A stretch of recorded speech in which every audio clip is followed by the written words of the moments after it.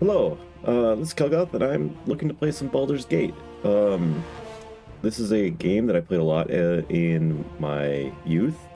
I revisit it from time to time. It's a very good game. I beat Baldur's Gate 1 multiple times. Baldur's Gate 2, which is viewed as the superior game, is a very good sequel.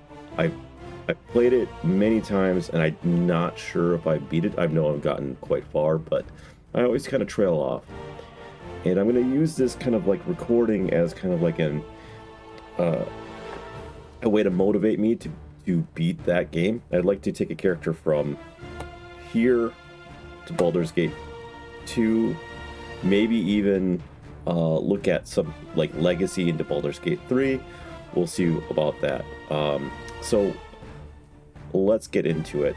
This here is a not unmodded version of the game. I might go back and create a gameplay, a let's play with a lot of the classic mods, like the Sword Ghost stratagems and all that kind of stuff, some portrait mods and that kind of thing, and some class changes and some additional kits. I've done that a few times. A good example is Imwin is in Baldur's Gate 1, and then she's in Baldur's Gate 2, and she's kind of like this thief in Baldur's Gate 1, and Baldur's Gate 2 she's a thief mage. So I'm like, well, why don't we make her, a different kit and something that fits the story a little bit better or whatnot. Like I like Mazzy as a character, Baldur's Gate 2, but I was never a huge fan of her kit. I can change that. So that might be something that I might do in the future. So I'm going to create a new game here. I am a male.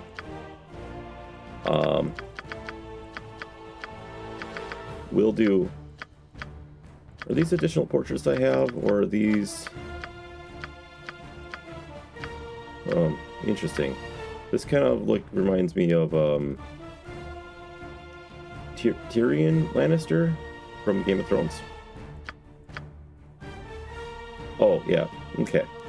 I think these are leftover portraits that I had from a previous playthrough. Okay, I'm going to look at playing a Cavalier, which is a paladin. This guy looks good. We'll go with him. He looks well chiseled. Looks like he could be a lawful good human here. So we'll go human. We're gonna go paladin, and then we're gonna hit into Cavalier. So the paladin can wear helmets, any armor, use any weapon, may not exceed specialization, which is kind of a big deal. The specialization in the game allows you to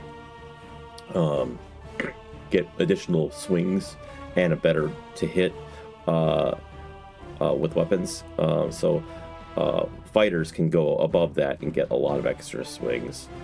May use lay on hands. Can cast detect evil. I believe based on your choices, you also get some detect evil when you dream. I know you get some protection from evil and heals. But anyways, detect evil is mostly a roleplay thing. To determine if you think an NPC might actually be evil, you can just cast that. Can cast Turn Undead as a cleric. This is seemingly like kind of useless because when you cast Turn Undead, and the things that you can actually turn are probably things you just go up and hit and kill in one shot anyways. So kind of a not useful ability. Can cast priest spells, +2 to saving throws, restricted lawful good, a d10 hit dice. And then the Cavalier. So the reason I'm using Cavalier is I am looking to basically just in the second game. There's a ton of demons and dragons that you come across, and you end up being pretty good against them because of the morale failure is actually pretty huge. So +3 to hit and damage rolls against those types of creatures. You can cast Remove Fear once per day per level. It's actually relevant because fear, especially in the second game, is cast quite often. Immune to charm, fear, poison, and morale failure. These are all relevant. Poison especially relevant in the early game of the, well, actually mid game of Baldur's Gate 1 here. Charm is always an issue. Fear is an issue versus certain creatures. Morale failure is also, it's just these are great. And then resistance to fire and acid, which is also good. Disadvantages: may not use missile weapons. Now, missile weapons are actually pretty potent if you know how to use them right. So that is quite a bit of a disadvantage, but we will just kind of power through it, being a big tanky melee person here.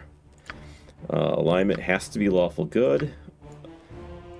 Abilities. Okay, so we're gonna roll. So the thing about paladins is they can't go below 17 charisma. They can't go below, I believe, 12 strength. So we can go and actually see what their minimums are here by just there we go.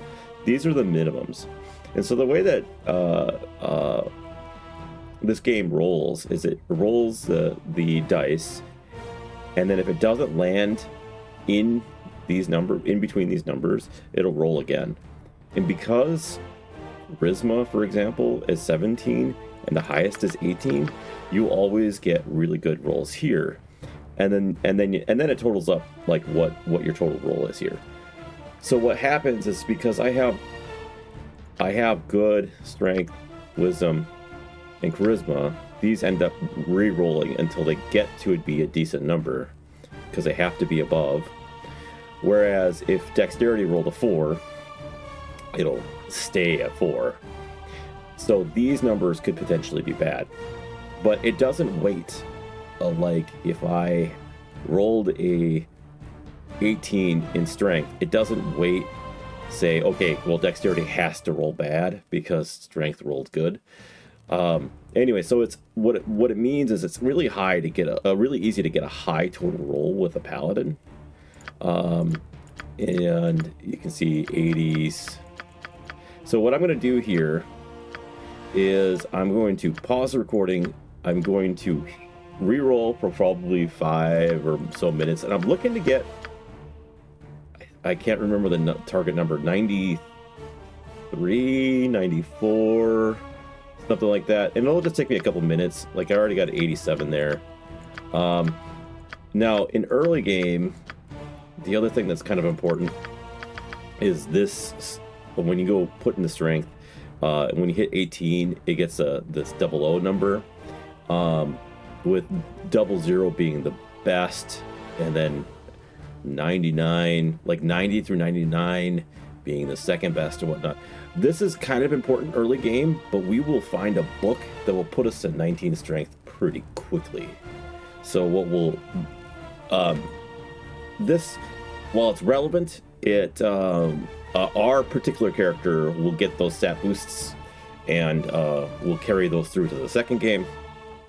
So we don't we're not going to be necessarily looking for making sure that this number is the absolute highest. We're just looking for the total roll, just because we'll get those stat boosts.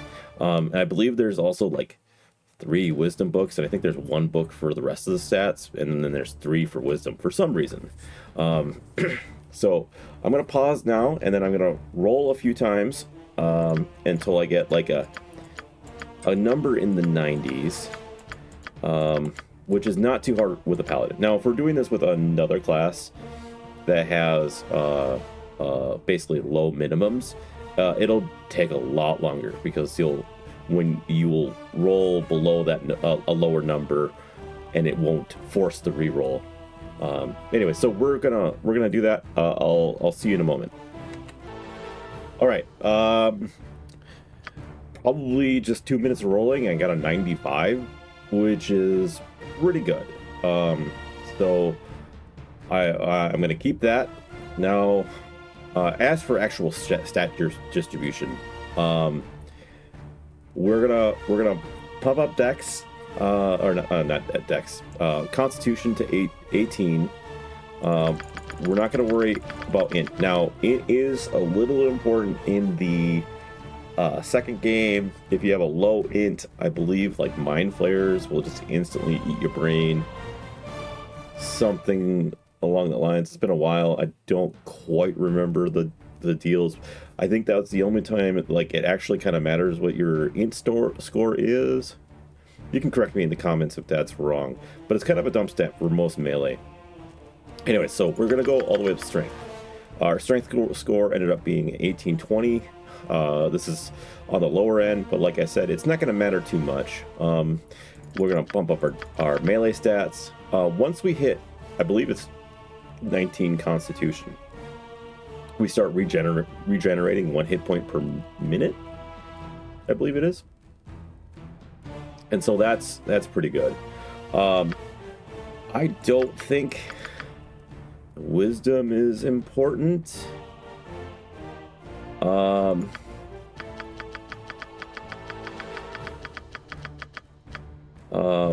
A character with intelligence score. I'm gonna go and look to see real quick where I want my int and wisdom to be. And charisma is basically just shop prices, and there's not a whole difference between the two of these. I'm just gonna look that up real quick. I'll be right back. Okay, so I looked it up, and basically what it is mind players will drain intelligence, 5 intelligence with their debuff. So I want to make sure that I'm above 5, because if I hit 0 intelligence, I die. So I want to be sure I'm there. Now, what it actually only does is give me lore at higher levels, and it's just a base lore. And that's not going to be kind of a thing for me, because I'm going to have spellcasters on my team, and then they're going to have better lore, and they'll have the identify spell. So I don't really need anything there. Now, wisdom, same thing, also adds lore, also adds bonus spells, but only for actual pure spellcasting classes, not for my paladin, I believe. So there's not really a reason to have these higher than whatever. I am going to put myself at 10 intelligence. I don't know if that debuff stacks, so if I get it twice, then I would die at 10, but then my +1 int that I'll get from the book will put me at 11, and that means potential 2 stacks. That means I'm not dead. I don't know if that matters. I don't know if the ability stacks. Either way, this is where we're going to be. We're also going to get a bunch of wisdom books in this playthrough that'll boost us up, I believe 3 to 16 wisdom. And so this is where we're going. Later in the game, I'm gonna go a two-handed weapon style. Okay, and then this gives +1 bonus to damage rolls, -2 to speed factor. So the lower your speed factor, the earlier you go in initiative rounds, I think is how it goes. And the ability to score critical hits on a 19 and 20 when you use a 2-weapon weapon. That 19 and 20 is very important. And then I get a -2 to speed factor as well. And then a two-handed sword. In Baldur's Gate 2, there's an incredibly potent two-handed sword for paladins that you can get really early on, the Holy Avenger. So that's going to be a goal here. There's also some good pole arms, halberds, that they can get. So I will be having those two, but just for excuse me, just for the sake of it, two-handed sword. So I get no penalties for using the weapon at 1 slot. At 2, you get a +1 to hit, +2 to damage for warriors only. Paladins, I think, are considered a warrior. And an extra half attack per round with a selected weapon. Okay, so I might just do 1 and 1. We will get more points as we level. I don't remember if there is any good two-handed weapons in the early game of Baldur's Gate 1. There is a +3 curse sword, two-handed sword. But this way we just don't have any of the penalties, and we can switch between the two. And then the first one that we find, we'll put our next point into, and then we'll get enough points prior to Baldur's Gate 2 to make sure that we have the two-handed sword maxed, which is just one more point. So I think we'll do it that way. That way we can switch between the two without any issues. Appearance. He's got, I'm looking at my portrait here, he's got chainmail and kind of, it's interesting that he's got a lot of detail in his face, but his armor here is not, doesn't have so much detail. All right, so I'm gonna go, hair is fine, skin is fine, major clothing, he's got leather going on, and then we'll make this silverish.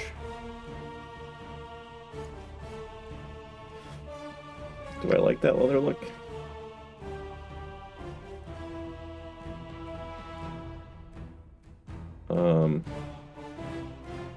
I think I like this one better.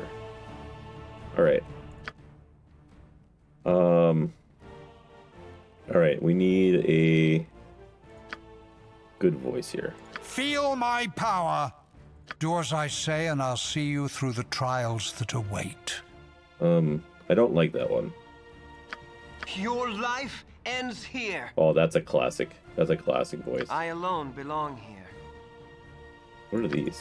AON. Ha! A sound decision. Have at you! Batter them into bloody rubbish! Yeah, no. Ah! Trent. Take them down! Very well, I will lead. Aggressive. You got this coming! If nobody else is gonna step up, why not? Death to you! As it should be. Oh man. Onward! I feel this is my rightful place. I will require rest soon. Okay, kinda. Your life ends here. I alone belong here. We're gonna go Ernest. It's a very weary. It's getting me nostalgic vibes just hearing that voice. None of them like truly fit what we're going for, so that's that. Okay, naming myself Kelgoth because that's me. I am going to can I export this? Oh, I can't export it yet. Okay, so difficulty. Now I kind of wish that there was a little bit more variation on these rules, right? Because a couple of things, right? The hit point rolls are maximized. This game is brutal, and so I kind of want that, but I don't want enemies to deal 25% less and do not use their most powerful spells. I don't want that, right? So I want an in between these two. I want the hit points maximized and spells are copied in the spell books without failure. But I don't want the dealing less damage and they're not using their most powerful spells. I guess I'm gonna go 4 here. I'm not sure, am I allowed to change the difficulty? I can't remember, because maybe I changed the difficulty when we go to level, just so we get the max hit points rolls. And then we are here, and I don't want like, so going up here, I don't mind enemies being more numerous and doing advanced combat tactics, but I do mind 50% more damage. Like this is all the stronger enemy types appear. That's fine for me too. Enemy groups are more varied. That's fine for me too. It's this 50% more damage that just drives me away from this one particular, And the same thing here, 100% more damage. So like I want to be able to tweak this, but I guess we're just gonna go core rules, and I think core rules is what it used to be in the old edition. I'm wary of not getting good hit point rolls, because save scumming is completely a thing in this game. You kind of have to. Like, there's no Iron Man playing this game, because you just one lucky crit from a gibberling and you're done for. All right, we'll do this. I'm not 100%. Like I'd go up here if they didn't have more damage. Nestled atop the cliffs that rise from the Sword Coast, the citadel of Candlekeep houses the finest and most comprehensive collection of writings on the face of Farron. It is an imposing fortress kept in strict isolation from the intrigues that occasionally plague the rest of the Forgotten Realms. It is secluded, highly regimented, and it is home. Within these hallowed halls of knowledge, your story begins. You have spent most of your 20 years of life within this keep's austere walls, under the tutelage of the sage Gorion. Acting as your father, he has raised you on 1,000 tales of heroes and monsters, lovers and infidels, battles and tragedies. However, one story was always left untold, that of your true heritage. You have been told that you are an orphan, but your past is largely unknown. Lately, Gorion has been growing distant from you, as if some grave matter weighs heavily on his heart. You have asked about his concerns as gently as possible, but your queries have been in vain. Your sole comfort is the knowledge that he is a wise man, and you know he will tell you when the time is right. Nonetheless, his silence is troubling, and you cannot help but feel that something is terribly wrong. Today, Gorion has appeared more agitated than ever, and now he has uncharacteristically interrupted your chores in the middle of the day, imparting hurried instructions for you to equip yourself for travel. He has handed you what gold he can spare, but given no clue as to why. Nevertheless, you now stand before the Candlekeep Inn, ready to purchase what you need for an unplanned and unexpected journey. Oh man, the narrator is his voice acting is so good. His voice, everything about it, I just love it. All right, my UI is a little on the tiny side on the right and left. Maybe can I change that? Graphics. I can change the font size. Does that?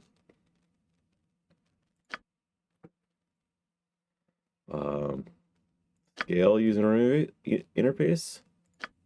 Okay. Yeah, having it larger like this is going to be this is a little big on the bottom, but and then maybe I change that graphics font size back down. Yeah, okay. So here we are. The UI is a little big. It was a little small before. I wish there was a little bit of an in between. I wish this down here wasn't quite so big. And then I'm gonna change another thing real quick, and that is mouse scroll speed. Yeah, that feels better. Okay.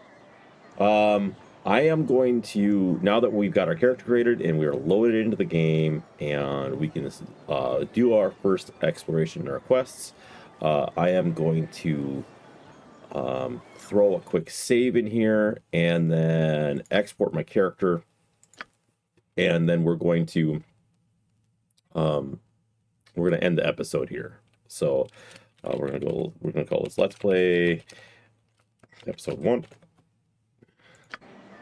and then we can use that save as our export, and we're going to call that there. I will see you in the next episode. We're going to basically go and equip ourselves, explore Candlekeep, and then find Gorion. So that is our current goal, and I will see you in the next episode.